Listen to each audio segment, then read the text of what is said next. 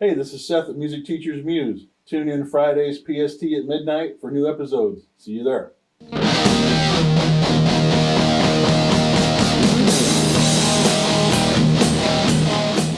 Hey, welcome back. We are talking today, should you work for a company that hires you to drive to students? So I actually just last week, it was last week, took a new job like this for the first time in a very long time. And I'm going to get into as specifically why you either should or shouldn't.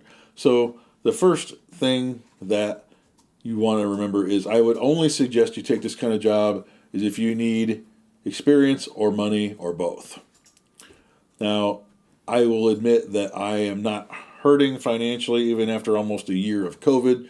Fortunately, there's so many people who are so screwed because of this bullshit. And I'm not downplaying the insignificance of people who have either suffered or died from it, but we're all fucking tired of it by now, and shit needs to get back to normal. So, but of all the places I've been applying to since all this started, I'm still employed by Guitar Center, but I'm on furlough. I have one student, and the rest of the work I'm doing is all independent of the students I've just been able to get on my own. But I'm trying to build my student count back up, and if they can get me enough students to make it worth it, then by all means, I'm okay with that. So the one of the pros that they offer usually is that the pay is better than most places pay because you've got the extra inconvenience of driving to students. It's a convenience for the student because you go to their house, they don't have to leave. It's an inconvenience for you because you have to drive to them. So especially here in LA, we've already talked about the challenges of driving to students. It's a lot of extra time. So even if they pay $30, $40 an hour, that's only one student, and that's if they sign up for an hour lesson. The company that I just started working for is Traveling Music Lessons. They do lessons all over the country. They pay $40 an hour. So for a 45-minute student, I drive 16 miles one way. I get $30, and then I have to drive 16 miles the other way. So I took it just because, and they've been cool so far. They've already given me some other potential student prospects, which is great. So again, you just want to weigh whether that is even an option for you, because unless you are just really wanting to build your student count up, you need money and or you need the experience, I would say take it in any one of those three cases. I don't need the money that bad right now. I don't need the experience for sure, but yet I want to work something hopefully close to what I was before all this shit hit the fan. You can't have back-to-back students doing this time, so doing this kind of work, you just can't. You have to space them out depending on how far, if you even having more than one student per day. Most of the time they're just going to get you one to start with. Case-by-case basis, it always varies. But so at first it's not very profitable, as I just mentioned. The next part of this you want to be very cautious about. If they require you to pay for a background check, be very skeptical. And or they attempt to teach you how to teach, then I would be really skeptical. Now I took a job like this. This is my first experience driving to students in 2014. And I won't mention the name of the company. I don't know how many companies like this in LA there are. They were fairly well known, and I just looked at their website the other day. Ironically, I'm still listed as an instructor, but there's no photo of me or any information about me, and I haven't been in contact with them for a very long time. Got nothing bad to say about them, but I have to say that because of that connection, the first client I got through them moved out of town for a year, and then when they came back, they hit me up and they paid me steadily for 4.5 years.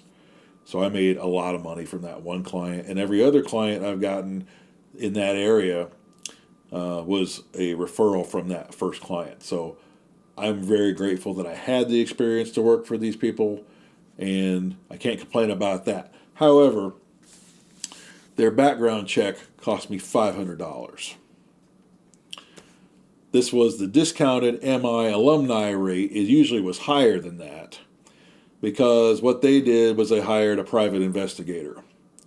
They said, if there's any dirt on you, which I have none, I'm not a saint, I'm not innocent by any means, but I've never even had a speeding ticket my entire life. I've never been arrested. I've never been for anything. I've never been in a fight, none of that. I mean, I'm as mellow of a metalhead as you probably ever come across. So that when I get on a rant or get pissed off about something, which is, human nature. But it took me at $30 per lesson for the first student that I got, and it took them forever to get me any more students. I only had 4 students total the entire time I worked for them, and only 2 at any given time that I taught in the same week. So it took me forever to recoup my investment and make any actual profit. And I was still driving my guzzler of a huge Chevy pickup truck, so I wasn't making any money at first. But it took them so long to get me that first student that I was like, I have to take it because I've already invested this much. I got hired in the summer, and I didn't start actually teaching for them until January. Yeah, real nice. So they also had us go to a place in Culver City for a weekend, a couple hours on Saturday, a couple hours on Sunday. All these new hires in there, and did stuff like show us how to teach kids and gave us ideas on how to play games to keep them engaged throughout the lesson. I've been teaching music. Now, when I was a martial arts teacher, there was games I would play with the students. That's different. That was a class with 30-some kids in it at a time.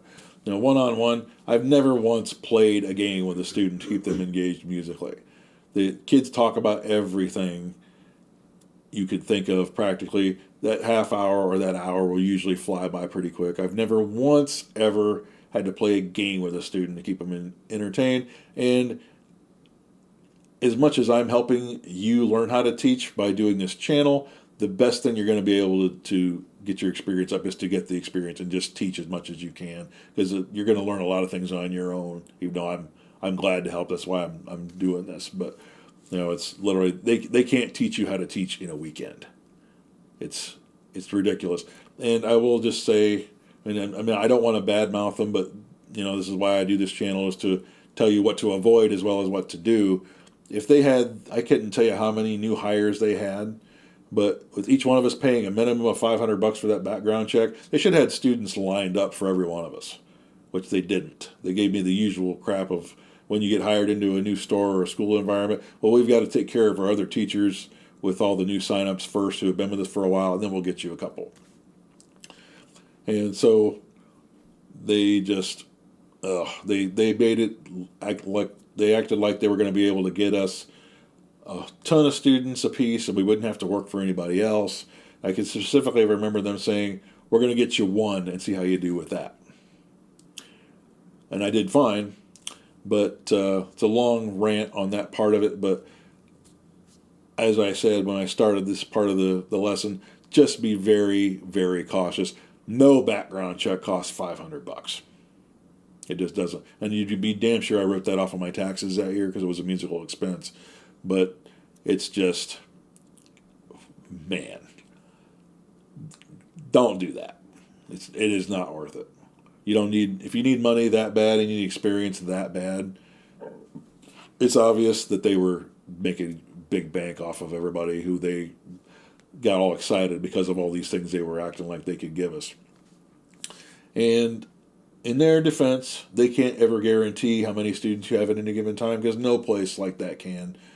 But just avoid all of that, because they laid it on really thick. I'll just say that much to finish this part of the discussion. The next thing is if you should take this job or not, like the traveling music lessons that I just got signed up with last week. If they can get you students right away, then I would take it. They literally had, actually they've given me potentially 3 students already. I got one that's a recurring student, and I did a lesson with another one the same first week that I was hired. It's an independent contractor job. So they're already sending me emails and wanting to know how far I want to drive, and saying, hey, here's a couple potential students. Can you take them? Here's where they're located. Let us know. So I wasn't able to take the next two that they gave me, but literally week 2, they're saying, here's a couple more students. Can you take them or not? With the other company, I didn't get that very often.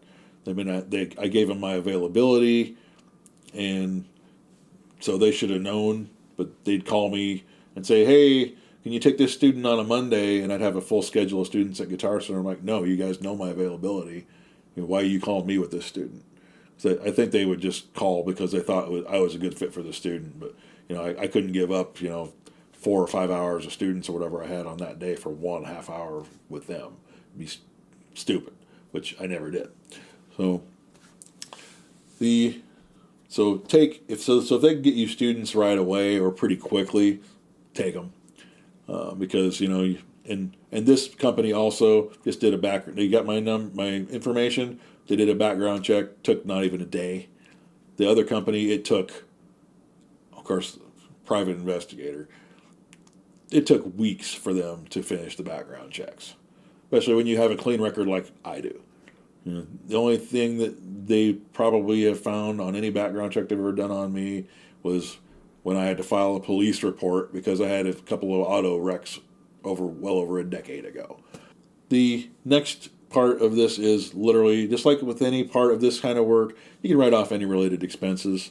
So your mileage, anything that you have to spend, like buying a music stand, cables, instruments, whatever, that's tax write-offable.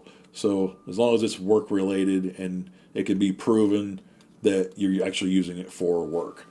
So like if you buy a special outfit, I can't write off an Ibanez T-shirt as a musical expense, even though it's a musical related item, because I don't actually need it to teach or play a gig. But if I had to buy a specific outfit that was only able to be used on stage with performance or in a video or something for an artist I was hired to play for, that was obviously something I couldn't wear every day, then that can be determined as a tax write-off because I can only use it for professional use.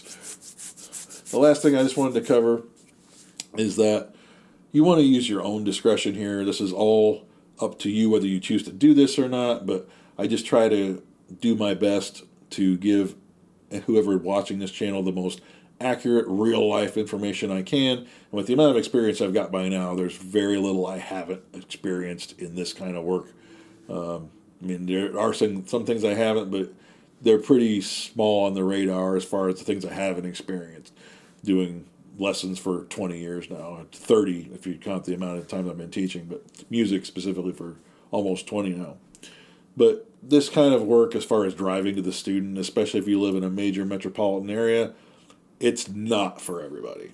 So let's just recap real quick. Like I just said a second ago, take it if you need one or both, money or experience.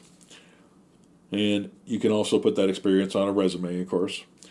The pay is usually better per student or per hour than you will get in a store or typical lesson environment. But remember, you can't have back-to-back students, and so you can't have 3 to 3:30 and then 3:30 to 4 if your next student is 5 miles away. 5 miles in LA can be an eternity. So you always have to budget for whatever time it's going to take to get to the next one. If they require you to pay for a background check and or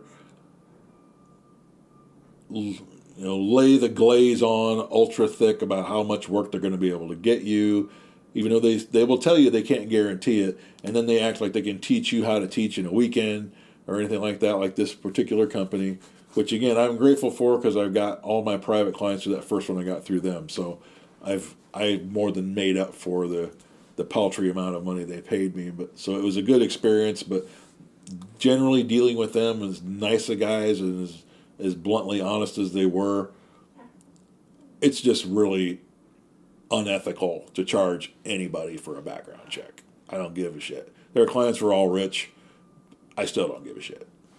$500 for a musician who's hungry for work and trying to make it in LA is a lot of money when rent and living expenses are astronomically ridiculous. So, just be careful about that. I would say in that case, don't bother at all. If you do, it's on you. If they're still doing that, because I just looked at their website last week, it's still active. I wouldn't put it past them to still be doing it. I don't want to, because I don't know one way or the other, but they're doing it then and it worked for them. I'm sure they probably still are. So next thing you want to make sure of, if they can get you students right away and they're good on the communication, then I'd say take it, because it shows that they're already interested in getting you booked and trying to get you work as much as they can. And then you can also write off any mileage or any expenses related to. You can do that with this kind of work period, but more so because you're actually driving to them. So that's an expense you have to incur with your gas and your vehicle wear and tear and anything else that you buy for the job. And last but not least, use your own discretion. As I just described, the whole parking bullshit in Santa Monica. Parking in LA is a bastard no matter what. Even if you live in a slightly more rural area like I do in North Hollywood, there's a lot less traffic and a lot less people. But it's definitely not for everybody. It can be very stressful, and for the amount you're going to make initially, if you really don't need it, you're going to be able to make better money. Excuse me. Teaching at home and or a store environment where you can have back-to-back students. So just for the factors and parameters I listed just now, just be aware, just take that all into consideration when you're either approached or come across a job offering this. They're usually pretty straightforward about it, but like the company that I paid the $500 for the background check for, they definitely didn't lie about anything, but I just said that's a very unscrupulous business practice. So thanks for tuning in and watching. Please hit the bell for new videos, subscribe, like, share. Follow us on Instagram and Facebook. Check out our sponsors in the description below. And we will see you next week.